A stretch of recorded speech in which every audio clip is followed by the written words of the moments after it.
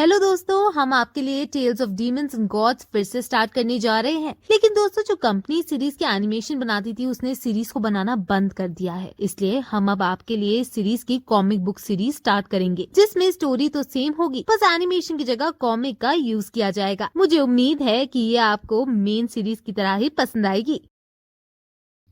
Hello दोस्तों, जैसा कि अब तक हमने देखा कि नियरली येज्यून, शियाओजिंगर और शियाओ यू स्कॉर्प्स ड्रैगन को हराकर आगे बढ़ चुके हैं और नियरली बेशर्मी से शियाओ यू के हाथों से उस ड्रैगन का ट्रेजर ले लेता है। वहीं दूसरी तरफ दुआन जियान कुछ लोगों को पीट रहा होता है क्योंकि उन लोगों ने लियोपाओ को मारा था और इस बात से लियोपाओ उन लोगों को चिढ़ाने लगता है। तब वो लोग दुआन जियान से पिटने के बाद वहीं पड़े रहते हैं और उनके जाने का इंतजार करने लगते हैं। दुआन जियान और बाकी लोगों के जाने के बाद वो पिटे हुए लोग खड़े होते हैं और उनमें से एक आदमी कहता है कि मैं इतनी देर से लेटा हुआ था कि मेरे पैर दर्द करने लगे हैं। और तभी दूसरा आदमी कहता है कि हमारे पास इसके अलावा और कोई रास्ता भी नहीं था, क्योंकि जो भी कोई खड़ा होता दुआन जियान उसे फिर से पीटने लगा था। इससे डर के कारण वो सब लोग वहीं लेटे हुए थे। लियोपाओ और बाकी के लोग अभी थोड़ा ही आगे बढ़े होते हैं कि वो फिर से कुछ मॉन्स्टर्स से टकरा जाते हैं, जिनसे वो अपनी अपनी डीमन फॉर्म में आकर लड़ने लगते हैं। वहीं हम देखते हैं कि नियरली भी बाकी लोगों के साथ चल रहा है और उसे तभी कई सारे डेमीगॉड योद्धाओं के ऑरा फील होते हैं और वो सभी एक ही डायरेक्शन में जा रहे होते हैं। तब शियाओ यू उनसे कहता है कि हमें भी वहाँ जाना चाहिए और ऐसा कहकर वो उड़कर वहाँ जाने लगते हैं। तभी नियरली येज्यून और शियाओजिंगर से कहता है कि हम भी वहाँ जाएंगे, लेकिन उस शियाओ यू की सारी बातें मत सुनना। अगर हमें लगे कि वहाँ कोई खतरा है तो हम तुरंत वहाँ से भाग लेंगे। और ऐसा कहकर वो स्लो शियाओ यू के पीछे जाने लगते हैं। जब शियाओ यू देखता है कि वो लोग बहुत धीरे धीरे आ रहे हैं तो वो थोड़ा उदास होता है और सोचता है कि नियरली को अभी तक उसके ऊपर विश्वास नहीं है, इसलिए वो उड़ना छोड़ देता है और बाकी लोगों के साथ धीरे धीरे चलने लगता है। तब हम देखते हैं कि वो एक जगह पर पहुंच गए हैं जहाँ एक पैलेस हवा में उड़ रहा है और वहाँ पहले से ही बहुत ताकतवर लोग हैं। वहाँ पहुंचकर उन्हें बहुत ही पावरफुल लॉ एनर्जी फील होती है जो कि गॉड ऑफ डेथ की होती है। इस एनर्जी से वो लोग समझ जाते हैं कि स्पिरिचुअल गॉड ऑफ डेथ का टॉम्ब है। तभी उस टॉम्ब में से एक स्केलेटन बाहर आता है जो कि गॉड ऑफ डेथ का डिवाइन स्पार्क होता है और उसे देखकर वहाँ खड़े लोग लालच से पागल हो जाते हैं। तब नियरली शियाओ यू से पूछता है कि उन्हें आगे क्या करना चाहिए, जिस पर शियाओ यू मुस्कुराते हुए नियरली से कहता है कि क्या तुम मेरे साथ इस टॉम्ब में चलोगे। तब नियरली इस पर तैयार हो जाता है और वो येज्यून और शियाओजिंगर को बाहर रुककर उनका वेट करने के लिए कहता है। तब शियाओ यू एक स्क्रोल निकालता है और उसे शियाओजिंगर को देते हुए कहता है कि अगर हमारे जाने के बाद तुम्हें कोई परेशानी आए तो तुम इस स्क्रोल को दिखा सकती हो, जिसके बाद कोई तुम्हें परेशान करने की हिम्मत नहीं करेगा। उसके बाद नियरली येज्यून और शियाओजिंगर को कुछ समझाता है और उन्हें सावधान रहने को कहता है और वो खुद शियाओ यू के साथ उस टॉम्ब में जाने लगता है। तभी येज्यून थोड़ी चिंतित होते हुए नियरली से उसका ध्यान रखने को कहती है, जिस पर वो हंसते हुए कहता है कि चिंता मत करो, मेरे साथ शियाओ यू है और वैसे भी छोटे मोटे ट्रैप्स नियरली का कुछ नहीं बिगाड़ सकते और अगर शियाओ यू मर भी जाता है तो भी नियरली बच कर आ जाएगा। जिसे सुनकर शियाओ यू फिर से नियरली से गुस्सा हो जाता है और वो दोनों फिर से बहस करने लगते हैं। तब शियाओ यू फिर से उड़कर टॉम की तरफ जाने लगता है, लेकिन नियरली को उड़ना ही नहीं आता, तो वहाँ तक चल कर जाता है। ये देखकर शियाओ यू नियरली को एक